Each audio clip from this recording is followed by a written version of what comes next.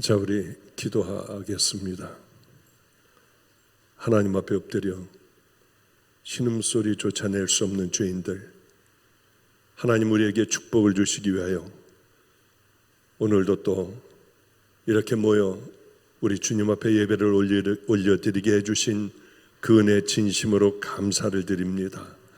하나님 아버지여, 우리들 지난 세월들을 뒤를 돌아보면 주님 앞에 어떻게 고개를 들겠습니까? 거룩하신 주님, 내가 다 봤다. 또한 우리들의 모든 것을 아시는 아버지여, 우리들은 왜 이렇게 그저 내가 주인이 되어 살아가며 이렇게 주님 앞에 나올 때마다 그저 또 죄인으로 나오는지 모르겠습니다. 그러나 우리 주님은 바로 나 같은 자들을 위하여 십자가에 달려 고통을 당하셨습니다. 오늘도 간절히 진심으로 하나님 앞에 예배를 올려드리는 자, 하나님의 말씀대로 살기를 목말라 하는 자녀들, 오늘도 십자가에서 떨어지는 핏방울로 우리를 정수리부터 발끝까지 정결케 하여 주시고 가장 아름다운 믿음의 길을 향하여 달려갈 수 있는 귀한 마지막 때에 용사들이 될 수 있도록 도와주시옵소서. 우리 주님 함께 해주시기를 간절히 소망하오며 예수님 이름으로 축복하옵고 기도드렸습니다. 아멘, 아멘. 오늘 하나님 말씀 보겠습니다. 디모데전서 1장 12절부터 16절까지 보겠습니다. 디모데전서 1장 12절부터 16절까지 보도록 하겠습니다. 나를 능하게 하신 그리스도 예수 우리 주께 내가 감사함은 나를 충성되이 여겨 내게 직분을 맡기심이니 내가 전에는 비방자요 박해자요 폭행자였으나 도리어 긍휼을 입은 것은 내가 믿지 아니할 때 알지 못하고 행하였습니다. 우리 주의 은혜가 그리스도 예수 안에 있는 믿음과 사랑과 함께 넘치도록 풍성하였도다. 믿보다 모든 사람이 받을 만한 이 말이여, 그리스도 예수께서 죄인을 구원하시려고 세상에 임하셨다 하였도다. 죄인 중에 내가 괴순이라. 그러나 내가 긍휼을 입은 까닭은 예수 그리스도께서 내게 먼저 일체 오래 참으심을 보이사 후에 주를 믿어 영생을 얻는 자들에게 본이 되게 하려 하심이라. 아멘, 아멘. 정말 갇혀서 2년 동안 산 것 같습니다. 가야 할 곳도 못 가고, 그러나 이렇게 하나님 앞에 또 하나님께서 우리 성도님들 또 만나게 해주신 은혜가 얼마나 감사한지 모릅니다. 저는 오늘 무슨 말씀을 전해야 할까? 어제 늦게까지 정하지 못하고 뒤척거리다가 그래, 이런 시대에 당신들 똑바로 살아 하면은 힘들 테니까, 좁은 길을 끌고 가려고 하면은 또 이거 힘들어 할 테니까 오늘은 그래, 이 말씀을 통해서 우리 주님의 위로하심을, 또 우리 예수님께서 어떤 분이심을 그 깊이 깨닫게 해주는 것이 옳겠다 생각을 했습니다. 저는 늘 아주 귀가 닳도록 여러분들 말씀을 들으셨겠지만은 십자가를 처음 만나는 그 순간에 너무 황당했습니다. 이게 분명히 우리 주님이신데, 그런데 이게 믿겨지지 않는 부분 한 부분이 왜 나 같은 것을 죽여버리시지? 왜 이대로 나를 살려놓으시고 날 기다리셨을까? 말도 안 돼. 만군의 여호와 하나님이시라면 의로우신 분인데 벌써 죽여버려야 할 일들을 내가 얼마나 많이 저지르고 살아왔는데 나를 놔두셨을까? 이 생각을 하게 되었습니다. 그러면 나를 죽이시죠. 왜 나 같은 걸 기다리셨나요? 그러며 엎드려 우는 저에게 머리를 들어라. 머리 들었을 때 십자가를 받고, 또 거기서 그렇게 울고 있는 저에게 하나님이 세상을 이처럼 사랑하사 독생자를 주셨으니 이는 저를 믿는 자마다 멸망치 않고 영생을 얻게 하려 함이야.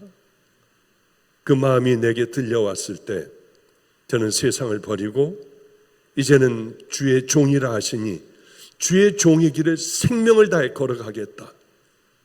저에게는 그러며 걸어가는 가운데에 너무나도 많은 어려움들이 있었습니다. 아들보다도 그 나이가 어린 애들한테 매도 얼마나 많이 맞았는지 몰라요. 퉁퉁 붓도록이요. 걔네들은 다른 일로 교도소를 가면은 저는 면회를 갔어요. 왜 그런 줄 아세요? 난 내가 누구인지 알았기 때문에요. 얘네들보다 훨씬 더 악하게 살아왔던 그 내가 누구인지를 알았기 때문에요.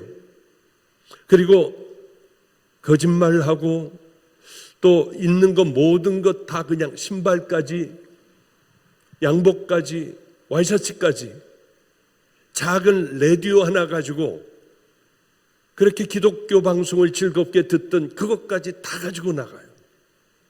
반바지와 러닝 입고 설교를 합니다. 조금 있으면 또 들어와요. 한 20번 이상을 그렇게 살아도 걔를 늘 끌어안고 기도해 줬습니다. 그 아이가 깡패 중간 보스까지 갔다가 저하고 20여 년 만에 만나 끌어안고 한 번 기도해 줬는데 지가 평생 쌓아왔던 그 모든 걸 다 버리고 이제는 가장 천하고 냄새나는 그런 사람들과 함께하는 귀한 애들이 또 되기도 했어요. 그렇게 또 거짓말하고 쟤는 들어오면은 또 나를 고통스럽게 할 걸 알면서도 또 어떤 아이들은 제가 아파 죽어갈 때도 있었습니다. 그때는 저 마지막인 줄 알았어요. 빤히 제 눈을 보며 씩 웃으며 너는 못 일어나지. 그렇게 키워줬는데요. 새벽마다 끌어안고 기도를 해줬는데요. 지갑에서 돈을 꺼내요. 지갑은 던져버리고 돈만 빼가지고 씩 웃으며 나가는 그 아이를 볼 때 얼마나 좌절과 절망이 됐는지요. 그래도 제가 후에는 그 아이에게 무릎을 꿇고 빌었어요. 아무도 없을 때 내가 너를 쫓아냈던 그것, 용서 못하고 분해했던 걸 용서해 달라고요. 그랬더니 이 아이가 머리를 벽에다가 쾅쾅 부딪히며 그러지 마시고 일어나세요. 그러지 마세요. 용서했단 말이에요. 다. 왜 이런 일들을 제가 겪어왔느냐 하면은 다른 이유는 하나도 없습니다. 내가 누구였는데, 내가 어떤 자였는데, 그 주님은 나를 기다리셨는데 이 아이들의 이 작은 것들을 내가 용서 못할까? 이거보다 더한 일들, 주님을 만나고 숨쉬지 못할 많은 일들이 있었지만은 그러나 다 털어내고 용서하고 이제는 교만해져서 금방 용서를 할 수는 없지만은요, 그저 며칠 지나고 한 2주쯤 되면은 그래 다 괜찮아 하며 용서를 하게 되었어요.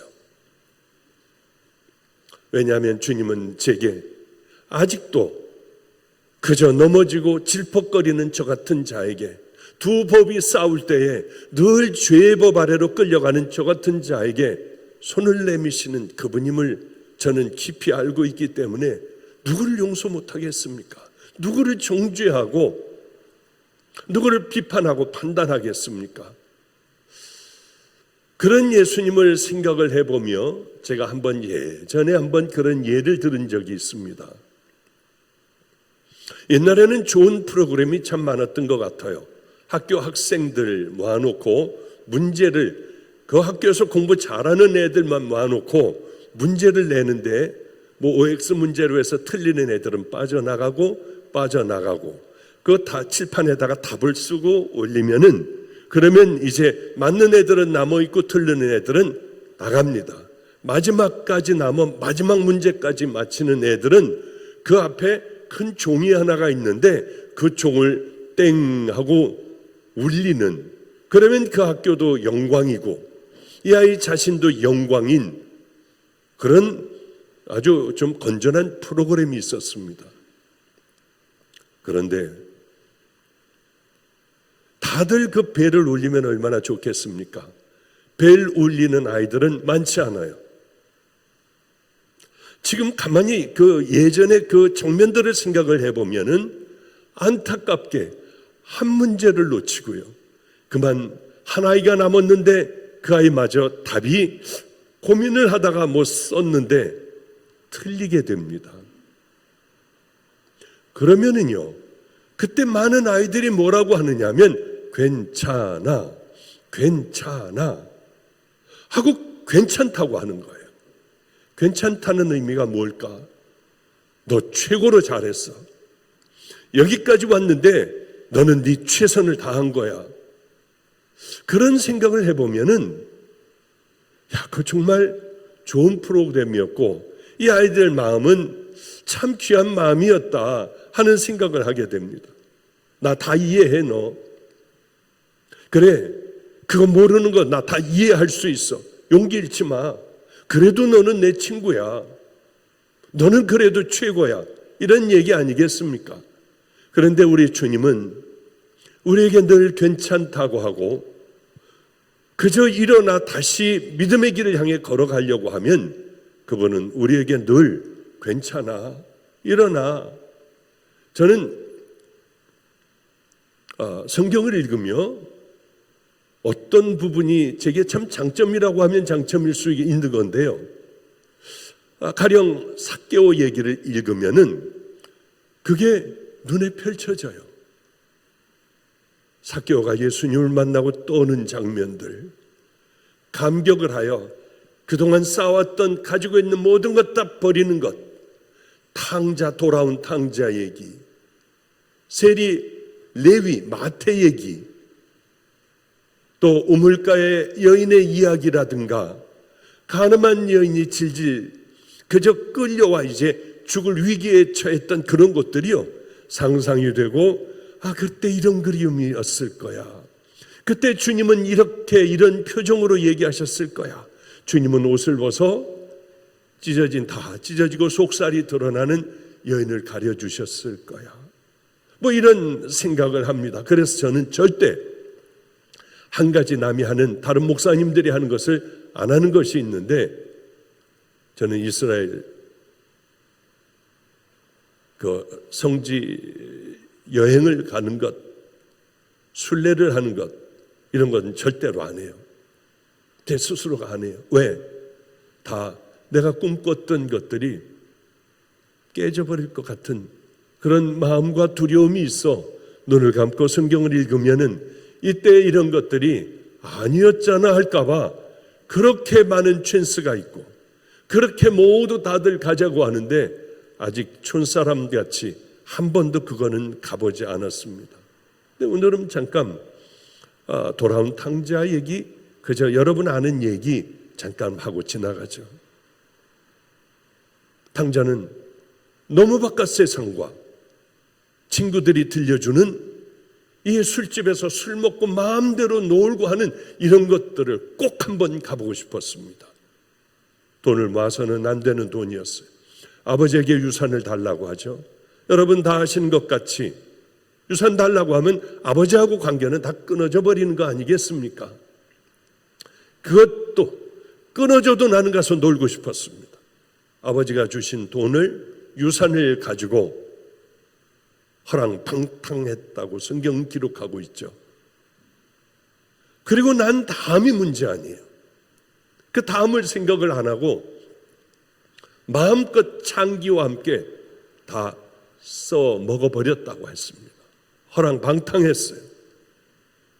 그리고 이제 결국은 돼지를 치는 자가 됐습니다. 유대인들에게 돼지 치는 자들은 유대인과의 또 관계가 끊어지는 거예요. 아버지와 관계가 끊어지고 유대인이기를 포기하고 돼지를 쳤지 않습니까? 저도 한때 그랬던 때가 있어요. 아버지를 떠나기만 하면 얼마나 행복할까?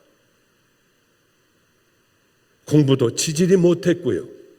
제일 안 좋은 학교를 가니 보육원, 고아원에서 있는 애들이 그렇게 펜촉을 가지고 찌르고 목을 찌르고 싸우고 난리가 나는 이런 무서운 학교를 다니고 있었어요.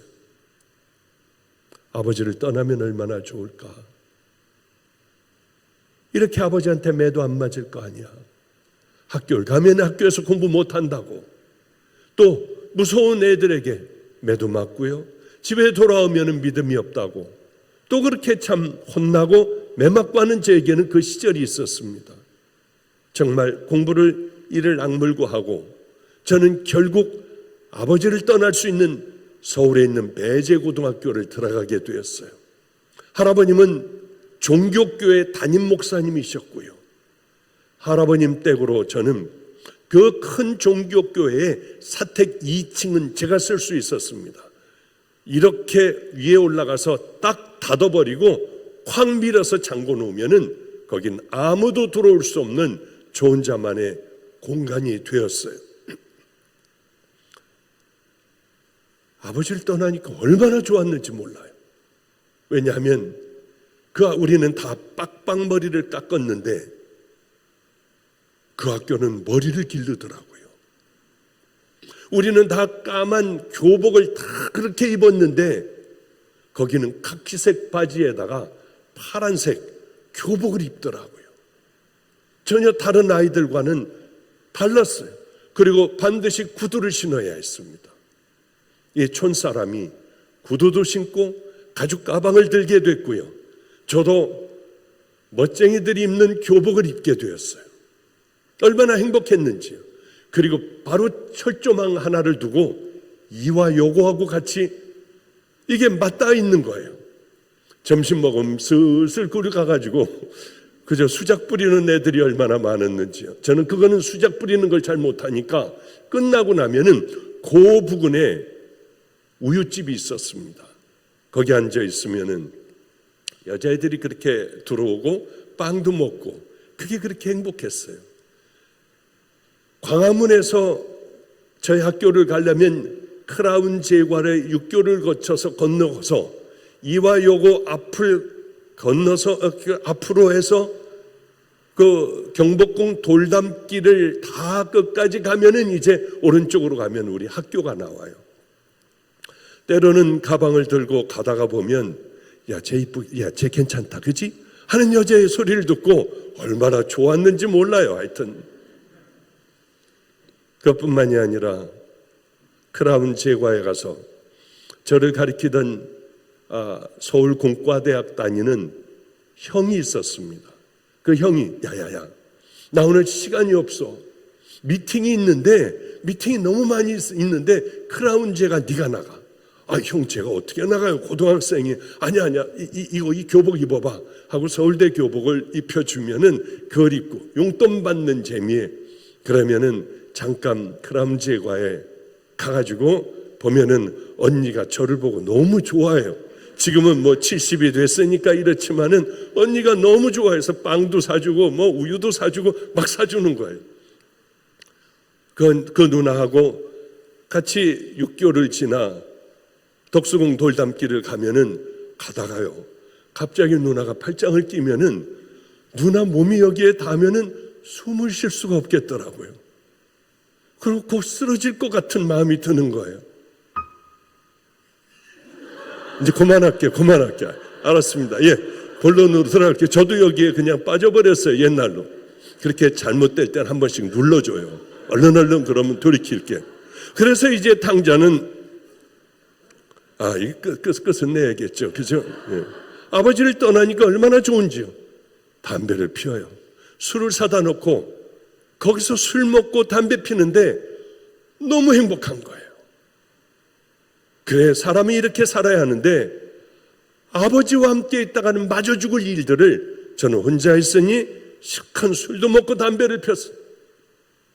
그런데 참 곤란한 일이 있더군요. 얼마 전에 피검사를 하게 됐습니다. 하필이면은 여기 왔어요. 바로 며칠 전에. 근데 장로님이세요. 예, 목사님 안녕하셨어요. 장로님 할렐루야 하는데 피를 뽑는데 몇 가지 질문을 하셨습니다.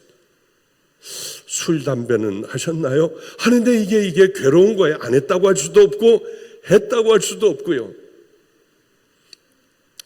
죄송합니다. 했습니다. 그렇게 행복한 아버지를 떠나면 행복할 줄 알았어요. 탕자도 마찬가지였을 것 같습니다. 탕자도 참 행복했을 것 같아요. 허랑방탕하며 돈이 있으며 돈 가지고 뿌리고 살동하는 즐겁고 행복했을 것 같습니다. 그런데 나중에는 돼지를 치게 됐고 돼지가 먹는 쥐염 열매도 없어 못 먹었다고 하는 그런 내용 아닙니까? 이제 막장 인생이 되니까 마지막에 먹을 것 없어 죽어가니까 아버지 생각이 비로소 난 거예요. 아버지에게 가야겠다. 그래, 그러면 굶어 죽지 않을 거야. 품꾼의 하나로 나를 좀 써달라고 해야지. 아버지요, 하늘과 아버지께 내가 죄를 졌습니다. 아버지의 아들이라 일컬음을 감당하지 못하겠으니 나를 그저 품꾼의 하나로만 써주십시오. 연습을 얼마나 많이 했겠어요. 그리고는 아버지 집에 가까이 오자 아버지는 늘 나와 기다리고 계셨던 모양입니다. 달려나와 끌어안았어요. 얼마나 놀랐을까요? 그리고는 빨리 신발을 신겨라, 새 옷을 입혀라, 가락지를 끼워줘라, 살찐 송아지를 잡아라, 그리고 우리의 파티를 하자. 그래요. 얼마나 놀랐을까. 저는 아버지에게 매를 많이 맞았습니다. 초등학교 때 강화 전등사에 우리는 수학여행을 가면은 그때는 뭐가 유행을 했느냐 하면은요, 이런 소나무 막대기에다가 밑을 이제 깎고 뾰족하게 깎고요, 그리고 전등사 기념하고 제 이름을 써줘요. 거기 박보영 하고 써줍니다. 색을 칠해서 낙하를 칠한 것, 그걸 다 짚고 다니면은 이게 돈 많은 애들의 자랑거리가 됐습니다. 저도 그저 그거 하나 사가지고 그 자랑스럽게 수학여행을 마치고 왔는데 이게 그 물건이 될 줄은 몰랐어요. 그냥 너 왜 예배 드릴 때 왜 집중을 안 해? 일로 와, 엎드려. 그리고 그게 매 맞는 것. 이거 쳐놓으면 너는 아주 다리몽둥이를 부러질 줄 알아. 그러니 어디다 버릴 수도 없고요. 그걸로 매를 그렇게 많이 맞았어요. 한 번은 엄청나게 매를 많이 맞았습니다. 왜 그렇게 장난이 심했는지요. 거기에서 그때 무슨 주일이었는지 촛불을 가지고 이렇게 다들 예배를 드릴 때였는데 성가대가 문 바로 저쪽에 있었어요. 동섭이라는 친구하고, 야, 지금 한번 몰래 가가지고 재밌게 놀자 하고 몰래 문을 열고 들어가 거기 뒤에서요, 찬양대 성가대에 앉아있는 여자분의 다리를 꽉 잡으며 쥐소리를 냈어요. 그리고 도망을 갔습니다. 예배는 뭐 난리가 나고 무슨 놈은 쥐가 나왔다고 하고 물었다고 하고 난리법석이나, 그날 제가 매 맞은 것은 평생 두고 아마 제일 많이 아버지에게 매 맞은 날일 것 같아요. 그렇게 매를 맞았는데 나 같은 건 쳐다보지도 않을 거야. 아버지 방이 바로 제 옆방이었습니다. 2층. 바로 교회하고 통하는 문도 있었고요. 그런데 새벽에 그렇게 움직일 수 없을 정도로 많이 맞았는데 아버지가 들어오시는 거예요. 저는 그러더니 맨소로 다말하고 있었습니다. 그거를 바지를 벗기더니 조용히 후후 불어가며 그걸 발라주셨어요. 아니 왜 이럴까? 아니 이건 무슨 짓이야? 도무지 왜 이렇게 나에게 때려놓고는 저걸 바르는 거야? 이해는 안 갔지만은 이게 뭘까 하는 생각을 가졌지만 이제는 왜 그랬는지 너무나도 잘 알죠. 부흥 강사셨어요. 부흥 집회를 여러 군데 다니시는데 너 일로 와. 안 오면 너는 그냥 안 놔둬. 그러면 저를 꼭 끌어내서 많은 사람들이 있는데 이게 내 아들 놈이에요. 이게 아들 하나밖에 내가 없어. 그런데 GM이 치마폭에서 놀아요. 그걸 왜 그런 데서 얘기를 하느냐고요. 저는 중학교 1학년 때 앞에 보면은 인천중학교 여자애들이 막 깔깔대고 웃어요. 얼마나 괴로웠는데요. 늘 그러셨어요. 제가 이제 주님을 만나고 너무 궁금해서 아버님을 찾아갔어요. 아버지, 왜 그때 나를 그렇게 어렸을 때 상처를 입혔냐? 왜 많은 사람들 앞에 꼭 나오라고 그래서 이게 내 아들인데 이놈이 이렇다고 하는 걸 왜 그러셨냐? 그랬더니 나는 네가 분명히 우리 집에 대를 이어 목사가 될 줄 알았어.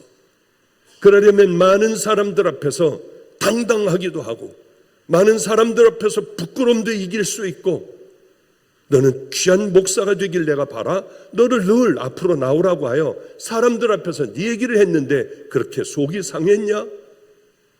이제야서 다 아는 거예요. 아, 날 위해서 그러셨구나. 아, 이 믿음을, 바로 이런 믿음을 가지라고 아버님을 그렇게 집중하라고 하나님 앞에 똑바로 예배를 드리라고 그렇게 매를 때리셨구나 하는 생각을 하게 되었어요. 옷을 입혀주시고 가락지를 끼워주고 송아지를 잡으라고 하고 신발을 신기고 그건 뭐냐 하면은 너 다 털어먹고 와도 괜찮아. 네가 이 돈을 가지고 무슨 짓을 했는지 다 괜찮아. 돌아오기만 하면 돼.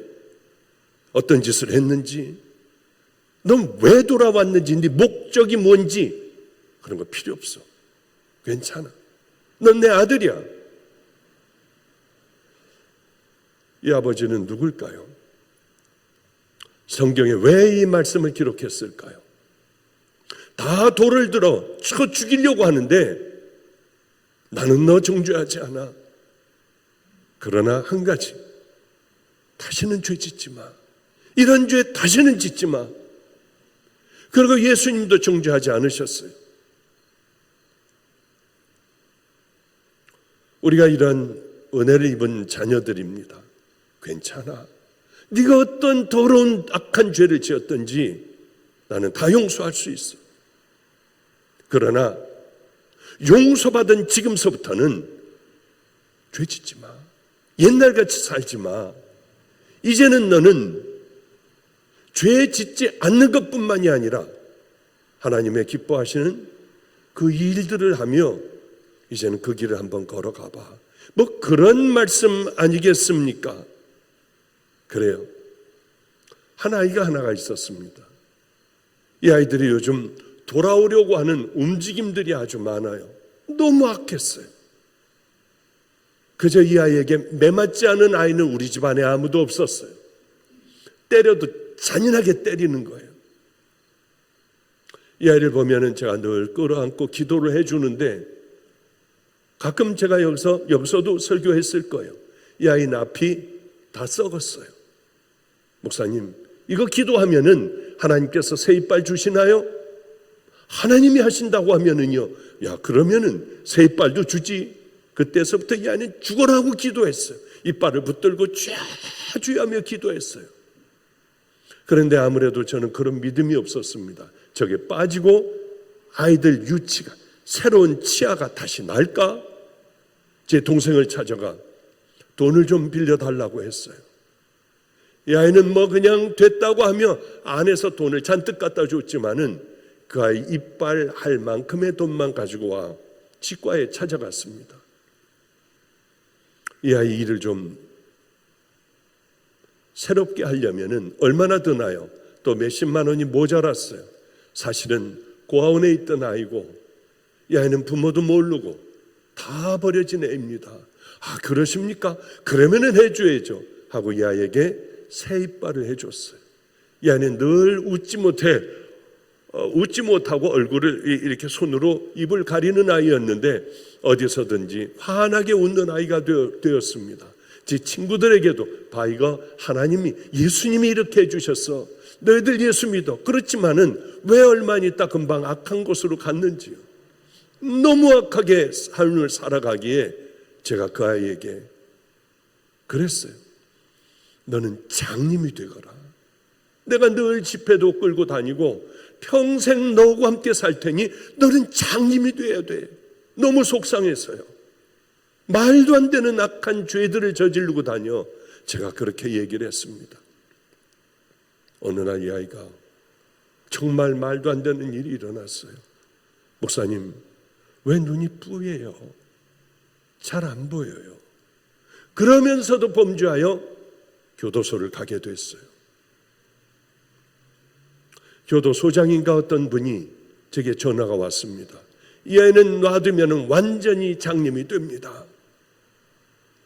이 아이가 다시 앞을 보게 되면 어떻게 될까? 저는 인천으로 와 고민을 엄청나게 많이 했어요. 아니야, 눈을 뜨면 이 아이는 또 범죄할 거야. 그리고 전화를 안 받아버렸던 기억이 납니다. 지금은 완전히 장님이 됐대요. 그래서 무슨 시설로 들어가 있다고 하는 얘기까지 들었습니다. 마음이 정말 찢어질 듯이 아프더군요. 내가 왜 그런 얘기를 했을까? 왜 하나님은 그런 얘기들을 왜 내 기도를 들으셨을까? 하나님의 뜻이 있겠구나. 이 아이가 저를 만나고 싶다고 해요. 강원도 어디 시설에 들어가 있는데요. 아마 어쩌면은 지금 이 설교도 그 아이는 빠지지 않고 또 듣고 있을 수도 있어요. 언젠가는 그저 평생을 함께 살아야 하는 그 아이겠구나 하는 마음으로 이제 아프리카까지 갔다가, 제가 미국에 와서 아프리카까지 갔다가 돌아가면은 그때쯤이 이 아이와 함께 살아가야 할 그런 때인가. 눈이 안 보이면 어때요? 괜찮습니다. 구원만 받는다면, 평생에 우리가 눈 앞 못 보고 살아간다면 어때요? 하나님이 기뻐하시는 믿음의 길을 앞 못 보며 걸어간다고 하면은 그저 건강한 육신을 가지고 많은 걸 소유하고 있으며 하나님과 멀어져가는 삶과 또 그런 생활을 한다면 어떤 것이 더 행복하겠습니까?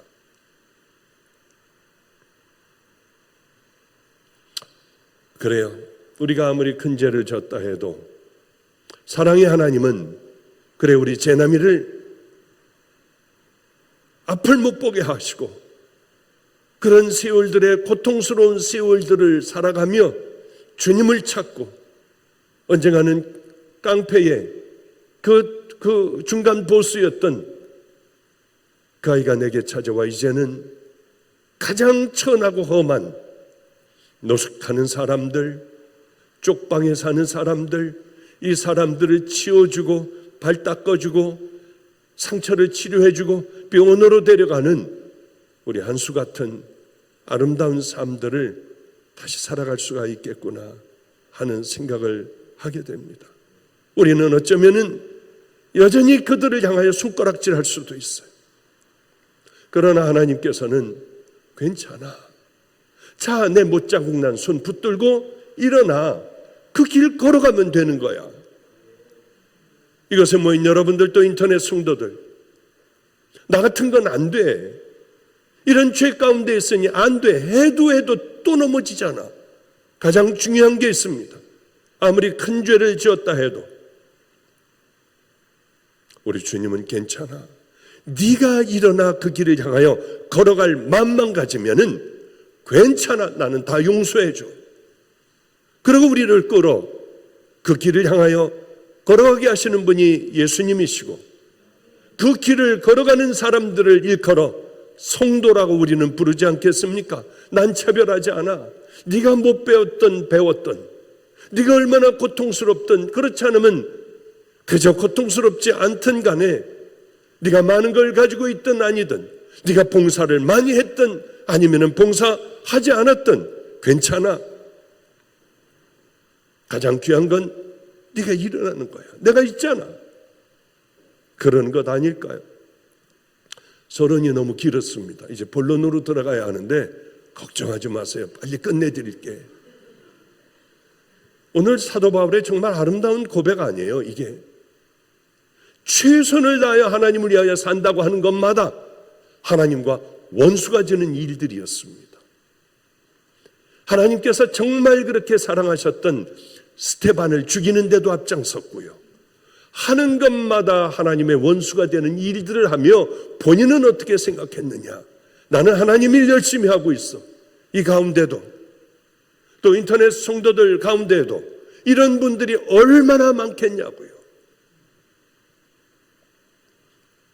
다행히 다마스커스를 향해 말을 달리던 중 예수님을 만나게 되었습니다. 딴 삶이 되어버려요. 하나님을 몰랐습니까? 알았어요. 게으르게 살았습니까? 누구보다도 부지런하게 살았어요. 하나님께 최선을 다하는 열심으로 살아갔어요. 그런데 오늘 본문에처럼 그가 어떤 고백을 합니까? 나는 악한 자다. 회방자요, 핍박자요, 포행자였다. 나는 더럽기가 짝이 없는 죄인의 괴수 중에 괴수다. 그런데 예수님은 뭐라고 하십니까? 하나님께서는 이 사울이라고 하는 청년에 대하여 뭐라고 하십니까? 괜찮아. 일어나. 너는 큰 일을 할 거야. 네가 지난날 어떤 죄악을 저질렀던 괜찮아. 가장 중요한 것은 내가 너 용서했거든. 부끄러워할 것도 없어. 이제 그 길을 향해 걸어가기만 해. 사도 바울은 이렇게 고백을 하잖아요.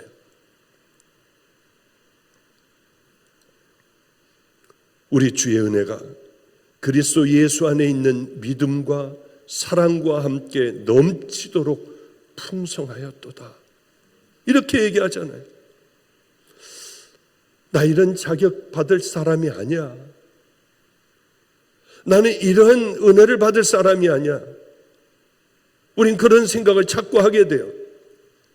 그런데 이런 은혜를 정말 진심으로 마음속 깊이 깨달은 사람 같으면은 어떤 고난도 괜찮아요. 매점 맞으면은 어때요?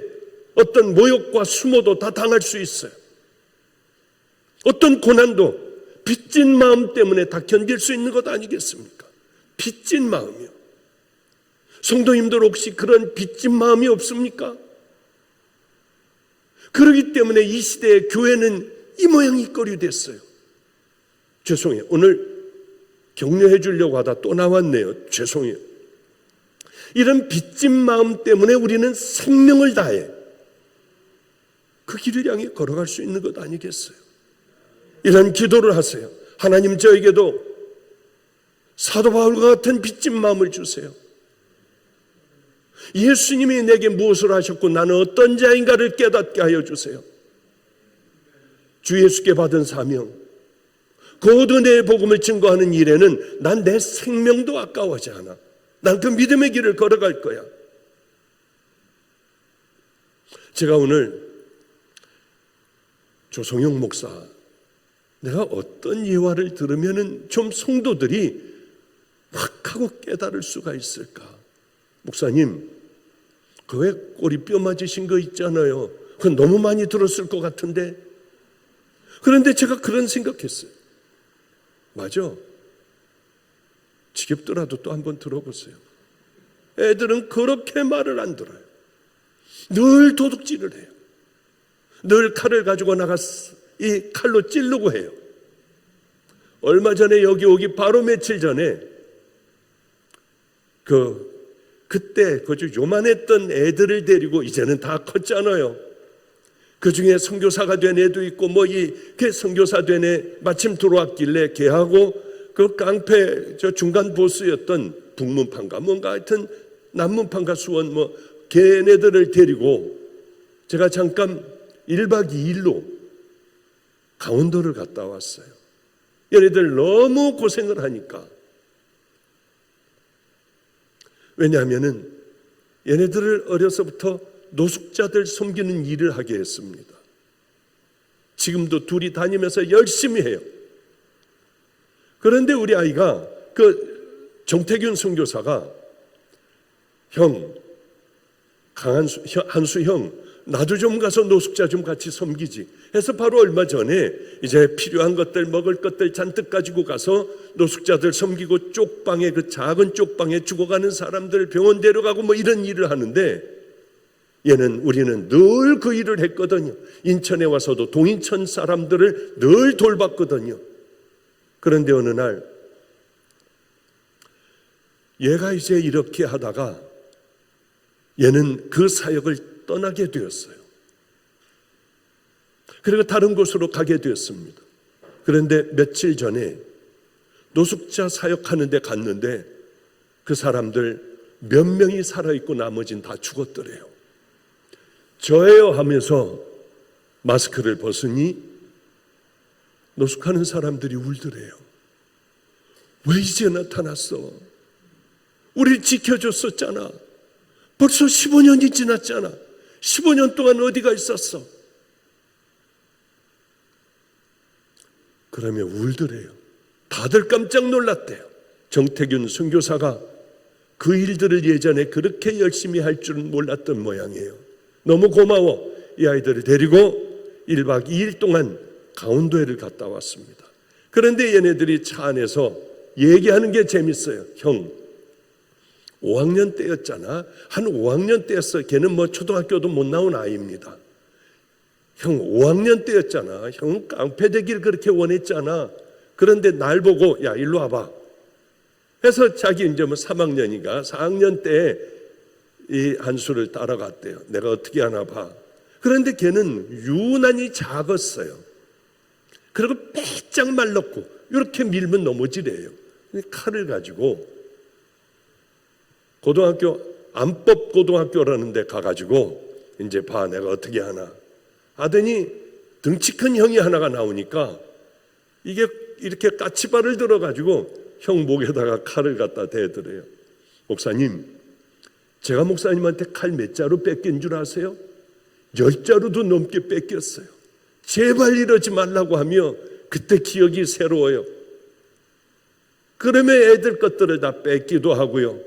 때로는 매맞기도 하고 하며 애들은 길거리 아이들로 자라나기 시작을 했는데 이제는 얼마나 귀한 아이들로 변했는지.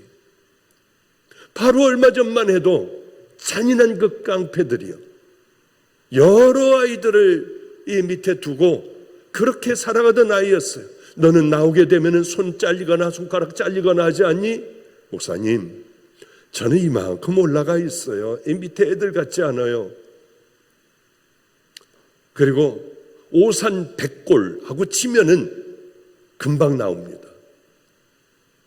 애들을 잡아 죽이고 땅에다가 파묻고요. 또 잡아다가 땅에다 파묻고 한 이런 10대, 20대 애들이 그런 아이들이 있어요. 걔네들을 다 전도하고요. 기도해주고요. 도무지 넌 왜 그러니? 목사님, 저는 죄가 많잖아요. 그에게 한마디밖에는 표현하지 못해요. 무식하기 때문에. 전 죄가 많잖아요. 그래요. 그런 얘기를 들으며 우리는 어떻게 살아가야 할까? 그런데 이런 아이들이 늘 죄를 저지르니 한 번은 애들을 데려다가 쇠파이프로 애들을 때렸어요. 한 대 때렸어요. 탁 주저앉더라고요. 나 10대씩 때려야 한다. 한 100여 대 맞겠더라고요. 9대 때리다가 한 대 슬슬 때리면 다시 처음부터 때려라. 그렇게 때렸어요. 한 두 아이한테 한 30, 40대 맞았을 겁니다. 못 맞겠더라고요. 너무 아파. 그러나 제가 이걸 멈춰서는 안 됐어요. 다음 아이가 때리는데 위에서 아래로 때리면서 허리를 때렸어요. 꼬리요. 저도 모르게 악을 쓰면서 애들 앞에서는 항상 당당했습니다. 제가 무너지면 안 되니까요. 전 악을 쓰고 소리를 지르고 있었는데 정신을 차려보니 이 허리 아래가 다 저리고 의사였으니까 제가 얼른 발가락을 움직여보니 감각이 없었어요. 그렇구나. 다 얘기할 수는 없지만은 그 사건이 있고 소변이 나오는지도 모르고 아무것도 모르는 거예요. 그 사건이 있고 애들은 모여서 하나님 앞에 생명을 다해 기도하는 거예요. 목사님이 이렇게 될 줄은 몰랐거든요. 자기들 때문에 이렇게 될 줄은 몰랐거든요. 죽도록 기도해요. 그 기도가 쭉 이어졌습니다. 눈물 닦는 당번이 따로 있었어요. 워낙 많이 눈물들을 아이들이 흘리니까 늘 눈물 닦는 당번이 있었습니다.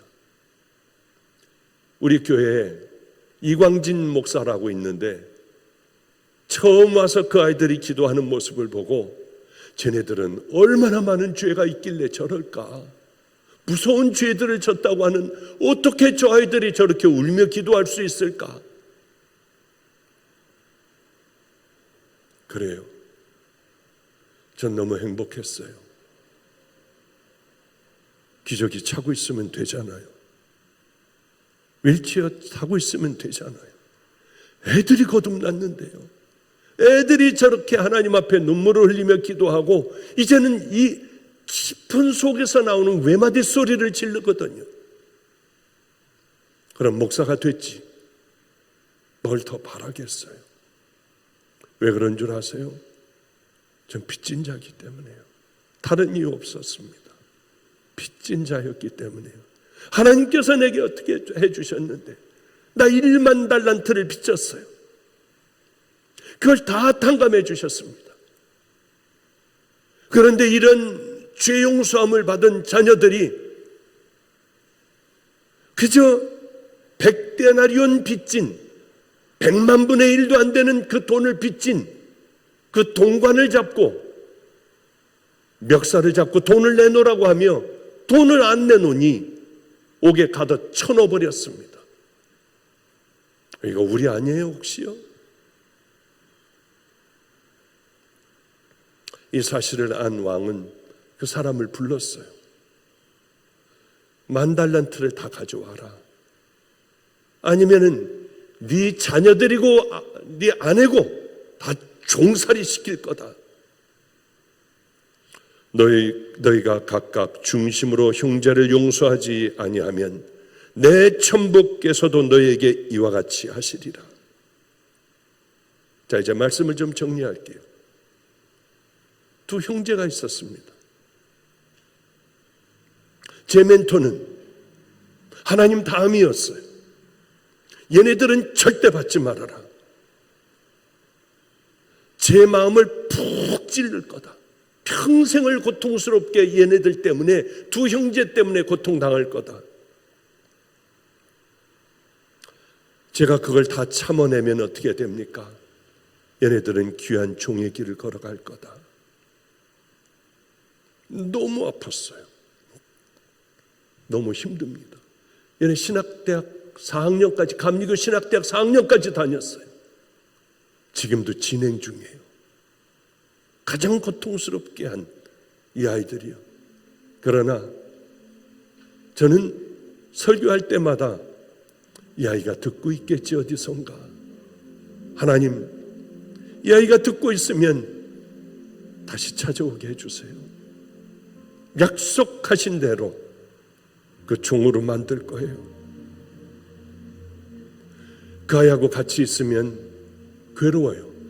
이런 나쁜 생각도 들어요. 이 공간 안에서 같이 숨쉬고 있다는 게 싫었어요.